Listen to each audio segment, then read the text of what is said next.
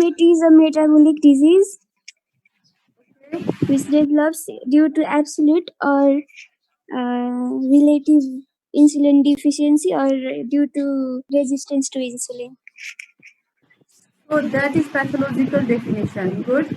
Sir, that pathological definition. I want clinical definition.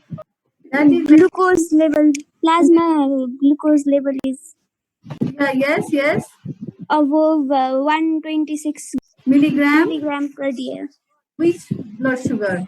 Fasting More than 126 milligram per deciliter. Then fasting and what after happens? 2 hours What happens to postprandial? More than 200 mg per day. More than Yes, 2 ma'am. gram per deciliter. Then what else? Ma'am, it is characterized by polyuria, polydyspepsia, and polyphagia. Not dyspepsia, it is polydipsia, polyphagia. Yes, in symptomatic patients with history positive, this, but I'm more concentrating on biochemical parameter. It is it not done. Raksha and Elisha. Fasting, postprandial. What else? Random glucose greater than 200 mg per dl plus symptoms of hyperglycemia. Okay, great, Kamla. Random is also, so there are only two parameters. Fasting 126, postprandial, and random is more than 200. Anyone will comment about HbA1c? HbA1c greater than 6.5%. Okay, in new cases, isn't it? Okay. Yes, ma'am. So let's recapitulate and finish this diabetes. It is metabolic disorder in which there is either insulin deficiency or insulin resistance. Okay, that can be absolute or relative. Mostly insulin deficiency. Absolute insulin deficiency occurs in type 1 diabetes mellitus, which is also known as juvenile diabetes mellitus because it occurs in younger age. Okay. The age group that is affected by type 1 diabetes mellitus is usually children. That is called juvenile diabetes mellitus. Alright? And in type 2, there is insulin resistance. Means in some insulin is there is relative insulin deficiency, but there is insulin resistance. The peripheral body, the receptors are not working. Alright? So we have gone through the slides. There is chronic hyperglycemia. Diabetes will be characterized by chronic hyperglycemia. When you are saying fasting, postprandial, or random blood sugar, you have to mention that there will be chronic hyperglycemia. Carbohydrate, protein, fat, metabolism. Why? The main defect is either absolute or relative insulin deficiency or is action. That means there is resistance or both. Sometimes both. Okay, what does it cause? It causes long-term damage and dysfunction and failure of multiple organs. Only called as type 1 and type 2, but many times examiner asks you what is the other name. So type 1 insulin dependent, type 2 non-insulin dependent. Then comes gestational diabetes mellitus, and some other types are maturity and diabetes mellitus of youth. Some secondary causes like it can come with Cushing syndrome or any other endocrinal disorder. Okay, so we have talked about type 1 diabetes mellitus. The risk factors are genetic, autoimmune, environmental factors. There is lack of function of beta cells. Okay, in type 2, also known as non-insulin dependent diabetes mellitus, is most common, 90 to 95%, and mainly there is relative insulin deficiency because of insulin resistance. Okay, mostly it is also associated with some middle age. Okay, here we are saying older age, but middle age, and it has history of like obesity, family history, and first degree relative, or there is past history of gestational diabetes. The glucose metabolism is impaired, lifestyle is sedentary. Sorry, likewise. So you can see type 1 and type 2 diabetes mellitus. This triangle is insulin. Okay, and this hexagon is glucose. Okay, so the insulin is deficient in type 1 and insulin is resistant, means quite adequate insulin is there, but the peripheral uptake by organ is not good. Okay, the peripheral uptake by organ is not adequate. That's why there appears insulin resistance. You can see why we need insulin for glucose uptake, why body cannot take it directly, because all the organs like muscle, liver, even blood, all these organs, they need insulin to reuptake. Okay. Now, gestational diabetes is a particular type of diabetes, okay, in which a pregnant woman develops hyperglycemia during pregnancy. But once the baby is delivered, normally it goes back to normal level. However, these ladies have higher chance of developing diabetes later in life. Okay.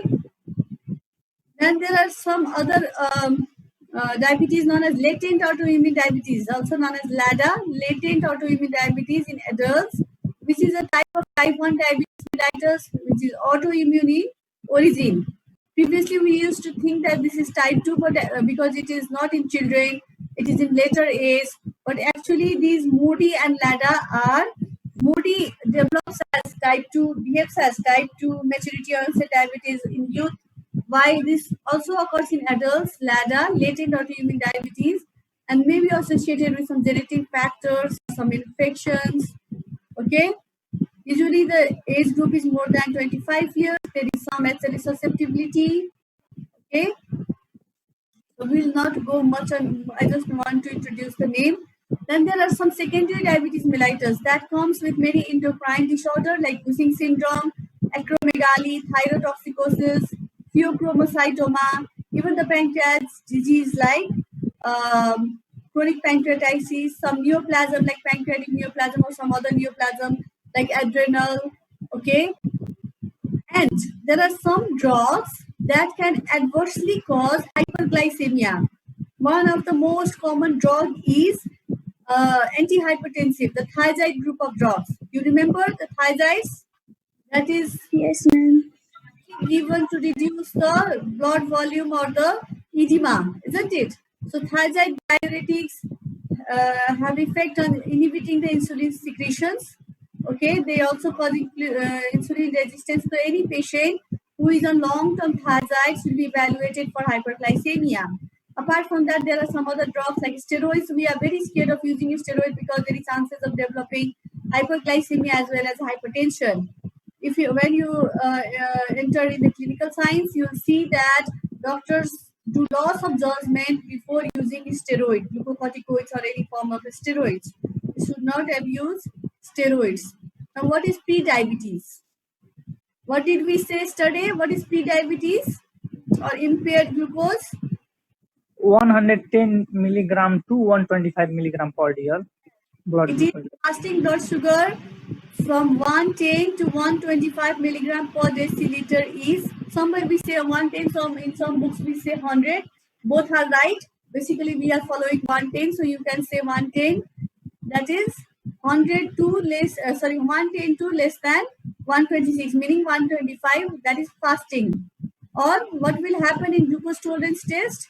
In glucose tolerance test, after 75 gram of oral glucose dosing, if the blood sugar is between 140 to 199, that is less than 200. It is difficult to remember 199 or 125, so you can say 100 to less than 126 in fasting, 140 to less than 200 in what? Post glucose dosing, postprandial, isn't it? However, to diagnose the diabetes, we need more than 126 or more than 200. So we call it pre-diabetes. So this is how we diagnose diabetes mellitus. The values are given in millimole. Many times we are also asked millimole. I prefer milligram per deciliter, but you can also remember millimole. Many examiners are fond of millimole as well as milligram per deciliter. Fasting, if it is more than 110, okay, in 110 milligram per deciliter, 2 hour postprandial more than 200 milligram per day, then it is given arterial and venous. Okay, so we prefer venous. So you can see the rightmost table. All right, we do blood sugar estimation in peripheral venous blood from plasma. While do you know glucometer? Do you have any idea of glucometer? No, ma'am, we don't have. No, ma'am. Any person is diabetic, he or she keeps a glucometer, okay, at his home to do capillary blood sugar estimation, and it is similar to plasma blood glucose estimation. Before going to diabetic nephropathy again, which we have already done, but I kind of revision. So I will also give you idea of the management. So first, if it is non-insulin dependent diabetes, okay, we already did the clinical features, okay, clinical manifestation. We need to remember the 3 P's: polyuria, polydipsia, polyphagia, isn't it?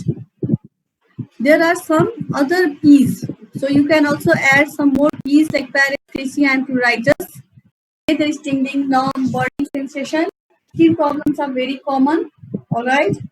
There are some tingling, burning sensation as well as pruritus, itching. Okay. So, apart from that, non-specific features like weight loss or initial weight gain followed by weight loss, fatigue, acidosis, blurred vision, retinopathies are common. So, most common type 2 diabetic symptoms are polyuria, polydipsia, polyphagia, okay, and some others like blurring of vision. Now, we will talk about complications, which we also did in the last class, okay. Complications are divided into micro and macro angiopathy. Micro comes basically angiopathy, retinopathy, and nephropathy. The smaller blood vessels are affected in microangiopathy. Kidney involvement is one of the example of microangiopathy, followed by the extremities angiopathy and retinopathy. Okay, sometimes we call peripheral vascular disease. So these angiopathies of extremities. Okay, then macro, it involves the major organs like heart and brain, and again the lower extremities. Okay, and then diabetic neuropathy. So you have to remember the complications. You can also refer to Robbins. Okay, Robbins has given nice picture. So the neuropathy can involve central, peripheral, or visceral. In central, there is encephalopathy. In peripheral, there is this tingling, numbing sensation and all. Peripheral neuropathies. And in autonomic, okay, in autonomic, in visceral, there is dysfunction of certain organs like bladder, bowel habit. There is incontinence, like that. So degenerative long-term effect occurs in heart, blood vessels, kidneys, nervous system, eyes, and they are major cause of morbidity, discomfort to the diabetic patient. There is blurring of vision, there is some renal symptoms, chronic renal disease. They are at the risk of atherosclerosis and MI. Okay, so all these. Then in skin, there are repeated bacterial and viral infections. There is typical diabetic dermopathy. Okay, especially the necrobiosis lipoidica. Okay, necrobiosis lipoidica, we usually ask you, is very important diabetic dermopathy. So when we ask what is most common diabetic dermopathy, you have to say necrobiosis lipoidica. You are consistently asked in your clinicals as well. Okay, then osteoarthropathy is common. Some neuropathy, like there is disturbance of peristalsis in body, gastroparesis, enteropathy is there. Okay, so these are associated clinical features. If you have anyone in your family who is diabetic, you have to be very cautious because patient may get dizziness, vertigo, attack of faint and syncope. Okay, all these things are very common. Orthostatic hypotension, we call it. Suddenly, if we stand from sitting position, okay, and there are also rhythm disturbances, and all these effects occur especially the person is having uncontrolled diabetes mellitus, is not controlled. Okay, but while diagnosing, you have to mention the 3 P's first, followed by 5 P's, means additional 2 P's and other associated clinical symptoms, and then complications. So always remember what is symptom, what is complication. Okay, and these diabetic patients are very prone to infection. Their immune system is compromised. So as we know, TB is quite endemic in our part of the world. So these patients are very prone to, very easily they develop infections, okay, in compared to non-diabetics. Like the respiratory tract infection, renal tract infections, Okay, and they have the impotence. Then comes the diabetic nephropathy.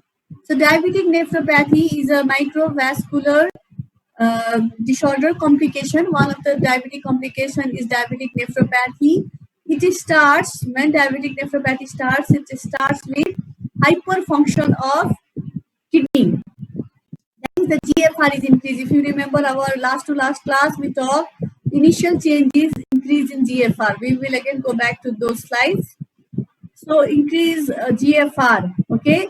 So initially there is no microalbuminuria, there is normoalbuminuria. That is, if it is less than 30 milligram per day, we call it insignificant. But otherwise, there is no albumin in urine because both GBM and albumin both are negatively charged, so they repulse each other. There is repulsion and there is no albuminuria. But still, if there is less than 30 milligram per day albumin in urine, we assume that it is from non-specific cause rather than the diabetic nephropathy. All right. And gradually, when it is stage 2, means the kidney structure is altering, the GFR becomes higher. Still, patient is normoalbuminuria. This is when there is microalbuminuria, when the urine albumin level is more than 30 milligram per day, we have to think that patient has already gone in stage 3. That is, patient has started nephropathy, okay, which is quite significant condition, has already crossed stage 1 and stage 2. So we have to start screening from increasing GFR. Okay. Then after microalbuminuria, the patient will progress to nephrotic syndrome. So most commonly, the diabetic nephropathy present with nephrotic syndrome, and architecturally, histopathologically, it is usually glomerulosclerosis, sometimes focal, sometimes diffuse glomerulosclerosis. In stage 4, when patient, we ask you these stages, okay? This slide is very, very important. Stage of hyperfunctioning, then stage of initial architecture change in kidney, then initial nephropathy, then nephrotic stage. So what are the differences? Here the microalbuminuria goes up to more than 500, not 30 to 300. It goes more than 300, up to more than 500 milligram per day. And GFR by this time starts decreasing. It is normal to decrease. Okay. And patient also develops hypertension by this stage. That hypertension is actually not primary hypertension, it is renal hypertension. Means because of the renal cause, there is arterial hypertension, there is persistent arterial hypertension. And what is end stage then? In end stage nephropathy, that is stage 5, creatinine level increases, there is arterial hypertension, okay? There is arterial hypertension and GFR is decreased by this time. The renal output, the GFR is decreased, patients appear intoxicated, there is stage of intoxication, and has to be substituted to dialysis or renal transplant. Stage 5 is deadly. It is very risky. It has a lot of complications. Apart from that, diabetes also present with diabetic retinopathy. Diabetic retinopathy, like there are also different stages. Okay. Like stage 1, there is background retinopathy. You will be studying it in your ophthalmology in details, but you should just know there is diabetes retinopathy. Predominantly there is proliferative retinopathy. The hallmark of diabetic retinopathy is proliferation. So you cannot remember all the vessel changes because you don't know the histology of eye properly. So you have to remember the underlines. Like in stage 1, there is background, there is some haziness, and that is earlier sign. There is retinal microaneurysm. Okay. Second is maculopathy, which is also known as proliferative retinopathy, and this maculopathy is hallmark of diabetes retinopathy. Okay, proliferative retinopathy. You have to say why we call it proliferative retinopathy, because there is neovascularization. Okay, this term proliferative associates with neovascularization. Similarly, angiopathy of the lower extremities. There is atherosclerosis, arteriosclerosis, there is nerve damage, reduced blood flow. So we will not go in details. We just say that there is gangrene, and if this is not checked within the time, the limb has to be sacrificed. It has to be, and once gangrene has started, there is no treatment for gangrene. It has to be amputated so that it does not progress like above. It doesn't go above. Okay. Then there are arthropathy, also known as Charcot joints. We should know the name of the complications. All right, there is tingling, numbing sensation because of peripheral neuropathies. Okay, there is hyperkeratotic keratosis in the pressure area. There is chances of diabetic foot. You can see the ulcers. Why there is ulcer? Do you know? Why they are so prone to develop all these ulcers? Sir, do you have any idea? Due to low blood supply to these Delay wound healing, decrease in Pathy, loss of sensation or altered sensation. So they don't feel trauma and they ignore the minor traumas. Okay. In diabetic person, because of one you say vascular insufficiency or because of the atherosclerosis or arteriosclerosis, all those things. Another is neuropathy. So they have, suppose they bang their head somewhere, sorry, their leg somewhere, there is some trauma, thorn prick, and they don't care because there is no pain. Until we have pain, we don't take it seriously. That is human nature. So they ignore that there is secondary infection, okay, there is ischemia, neuropathy, there is mixed infection, and because of all these things, there is progression of gangrene. But basically, gangrene is ischemic in nature, okay? And once there is putrefaction, we call it. What is the definition of gangrene? You remember? Definition of gangrene. It is which type of necrosis? coagulative Type of necrosis is coagulative necrosis. Now, coagulative necrosis is ischemic type of necrosis. Okay. The definition of gangrene is coagulative necrosis with putrefaction. Putrefaction is superimposed infection.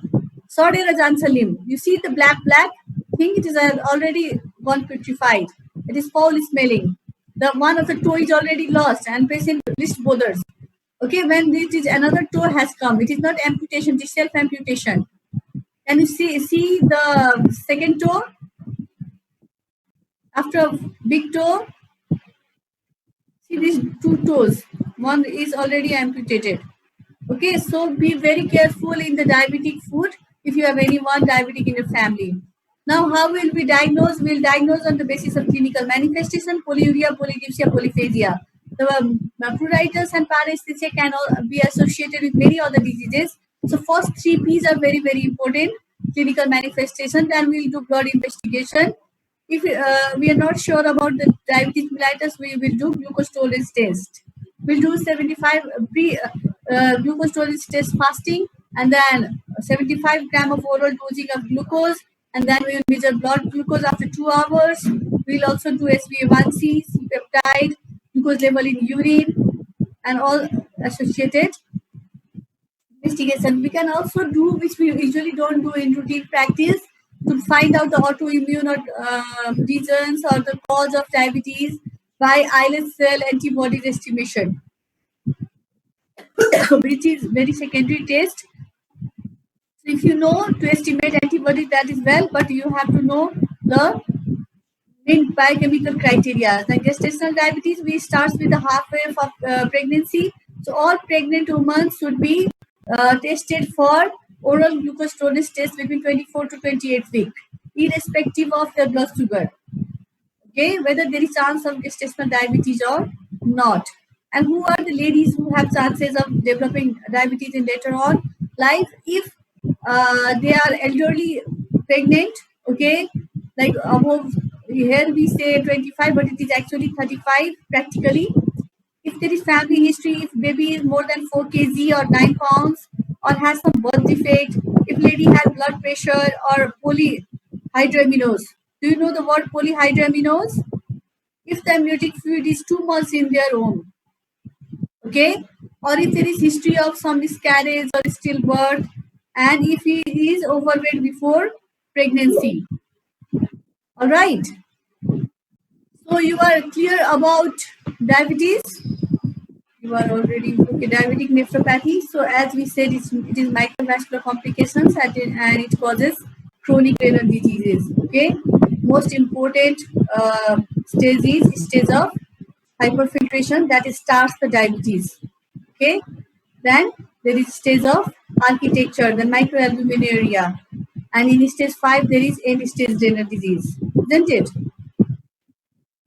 Now we'll talk about microalbuminuria, that is more than 300 milligram per day of urine albumin.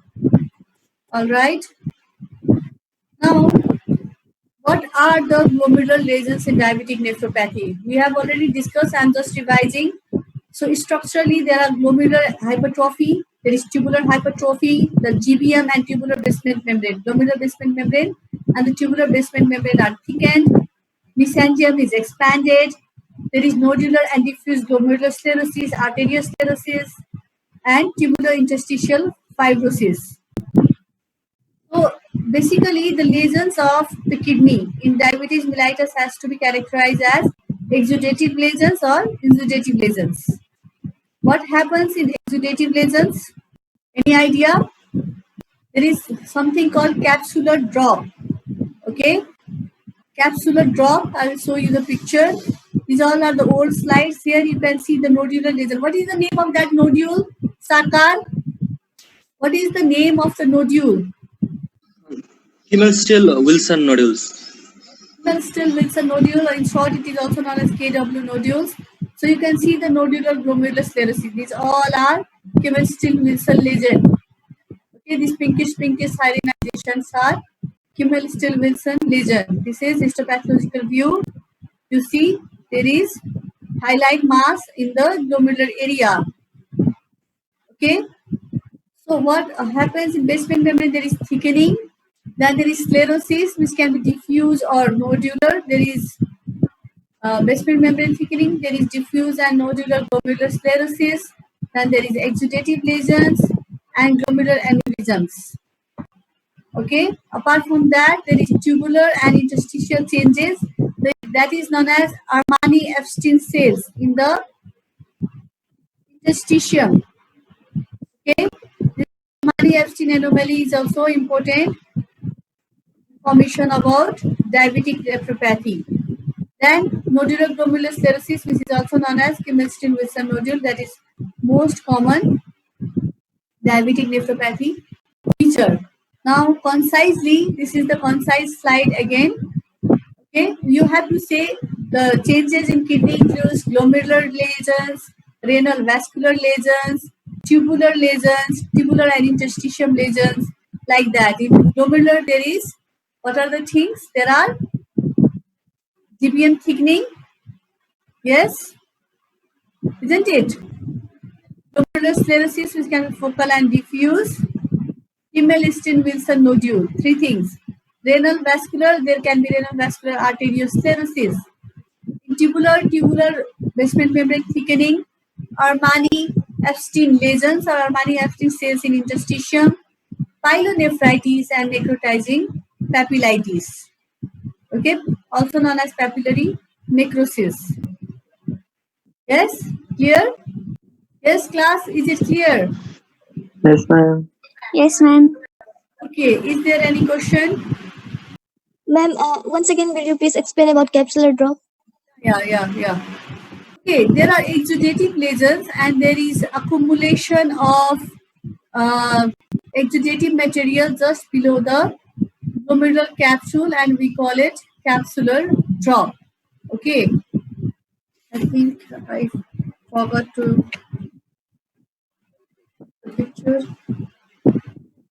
So there are two things, capsular drop and fibrinous cap, two things in the exudative lesions of kidney. Okay, so fibrin cap represents the accumulation of plasma protein, where between the GBM and the endothelium. Okay, fibrin cap first. So it is, one is cap-like structure, another is drop-like structure, and capsular drop is produced by accumulation of plasma proteins between the visceral epithelial cells, parietal epithelial cells, and Bowman capsule. So let me, and why I didn't emphasize all these lesions much in compared to Kimmel-Still-Wilson nodule and Armani cells, Armani-Epstein cells, because Kimmel-Still-Wilson nodule is pathognomonic of diabetes mellitus, isn't it? Yes, ma'am. Talk about it, but these are not specific. These capsular drop and fibrinous caps are not specific for diabetes mellitus. Got it? They are characteristic. They are characteristically can be present in diabetes mellitus, but they are not specific. So, fibrinous cap represents accumulation of plasma protein between the, remember, fibrin cap. Why it is cap? Because it is towards the glomerular basement membrane. Okay, between the basement membrane and endothelium, then it is called fibrinous cap. And if it is towards the in between the Bowman's capsule and parietal epithelial cells, then it is called drop. Okay, capsular drop. These two are characteristic but not specific lesions. Okay, and there you can see the picture. See the arrows. Okay, see the arrows. In 3A, you see 3A is, this is fibrinous cap. Okay, it is at the lower side. Okay, it is at the lower side, but it is fibrinous cap. And the above one is dropping. You can see the teardrop appearance. Yes? Can you correlate? Yes, ma'am. Okay, so the one is fibrinous cap. You see in the first picture, this is labeled as 3A. You see there is some proteinaceous pinkish material that is accumulated between the outermost glomerular basement membrane and the endothelium. Okay, you can see the endothelial lining and this. Can you see the arrow shown by me, cursor shown by me? Yes, ma'am. Okay, so here you can see the blue linear thing that is endothelium, and this is continuation. And between the endothelium and the GBM, there is aggregation of plasma protein, that is fibrinous cap. It is actually the initial phase of glomerulosclerosis and not truly the fibrin. Okay, it is not the true fibrin, but it is hyaline material. Now you see the second picture in which you see these teardrop structures. Okay. This is capsular drop, and capsular drop is in between the Bowman's capsule, as the name suggests, capsule. So what capsule is there in the kidney? Bowman capsule. Okay, so Bowman capsule and the visceral epithelial cells, parietal cells. Outermost is capsule, and after that there is parietal cells, isn't it? Yes, you remember the kidney anatomy and histology? Yes, ma'am. Below the capsule is capsular drop. Between the capsule and the epithelial cells, there is capsular drop. And because this is fibrinous cap, the name is fibrinous cap, though the lesion is hyaline. If you remember where was what, then this blood vessels. This glomeruli is entire glomeruli is the tuft of capillaries, isn't it? And this blood and fibrin are part of blood vessels, isn't it? Yes. So the fibrin has to be there in association with blood vessel. Now, what is blood vessel component? The endothelium and the GBM, right? Can you correlate in that way? The capsular drop has to be along the Bowman's capsule. Yeah. Think of if you were not understanding. The capsular drop will be in association with Bowman's capsule, between Bowman's capsule and the visceral cells, parietal cells, and the fibrinous cap will be in association with the blood vessel. Now, what is the blood vessel? The endothelial line vessels and the GBM. Is the picture clear to you? Yes, ma'am. Any confusion?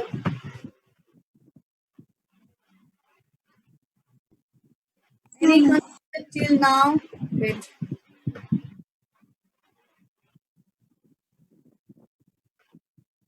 You can see these pictures. Okay, between the GBM and between the epithelial cells. Okay, which are also known as sometimes the visceral food processes. If there is fibrinous structure in between these two structures, then it is called fibrinous cap. And see the endothelium. Can you see endothelial lining? The innermost pinkish one? Yes or no? Yes, Yes, yes, ma'am. ma'am. Or click something. So there are so many capillaries. You can see the endothelial lining. Okay. So the endothelial lining in between the endothelial lining and GBM will be the fibrinous cap, and just below the Bowman's capsule there will be capsular drop. If you want to understand better, you can draw the picture. Best thing is draw the picture. So any confusion till now? Diabetes is very, very important chapter and I want you to know very thoroughly. Any confusion till now? No, ma'am. No, ma'am. No, ma'am. Right. Okay, just a minute. Now I will briefly guide you with the treatment, okay, which is actually pharmacology part, but still we will go through it. So diet and exercise, oral hypoglycemic agents and insulin, these are three components of the treatment, which is not pathology of course, but we will summarize the diabetes with all those things. So increase activity, physical activity along with the diet control, and the drugs, the group of drugs are biguanide, okay, and the function of biguanide is to secrete insulin, to stimulate, to secrete insulin. Now, biguanide is further divided into sulfonyl ureas and non-sulfonyl ureas. Okay, so you will be pharmacology teacher will teach you about this drug, and one of the most important drug is metformin. If anyone in your family is diabetic, you check the medicine and you will see metformin. Okay. Metformin is this oral hypoglycemic agent, sulfonyl urea. All right. Sorry, biguanides. That is the classification. Biguanides and insulin secretagogues. Insulin secretagogues, among them there are sulfonyl urea and non-sulfonyl urea.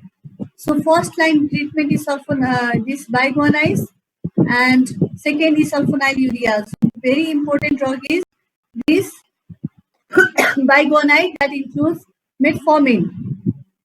The very important drug is metformin, and others are sulfonyl urea, that is glimepiride, lipizide, lipiurides. Okay. What is the function of metformin? It inhibits glucose production from liver, and function of sulfonyl urea is increase insulin secretion by pancreatic beta cells. There are other group of drugs like meglitinides and thiazolidines, in short known as TZDs, and alpha glucosidase inhibitors. Alright, so regimen we don't need. That's end about diabetes. We know the clinical definition, we know the pathogenesis, we know the complication. We are just about to end the class, less than 1 minute. So if there is anything, please ask. Otherwise, the class. Ma'am, okay, ma'am. I've Yeah. missed few classes, last 3 classes, I guess. Is there any way I could get the slides? Sorry. I have missed few classes lately. Is there any way I